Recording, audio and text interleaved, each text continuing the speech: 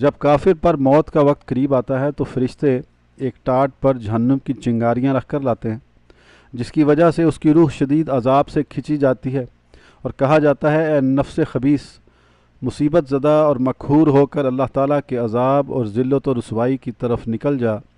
جب اس کی روح نکل آتی ہے تو اسے ان انگاروں پر رکھا جاتا ہے جس سے وہ ابلنے لگتی ہے، اور اس پر ٹاٹ لپیٹ کر پھر جہنم کی طرف لے جایا جاتا ہے۔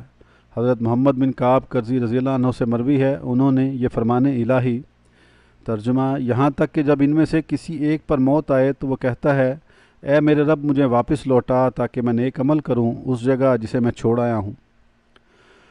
پڑھ کر کہا، یہ سن کر رب تعالیٰ نے فرمایا تو کیا چاہتا ہے اور تجھے کس چیز کی خواہش ہے؟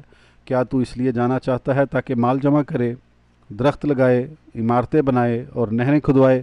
وہ کہے گا نہیں، بلکہ اس لیے کہ میں چھوڑے ہوئے نیک عمل کر لوں۔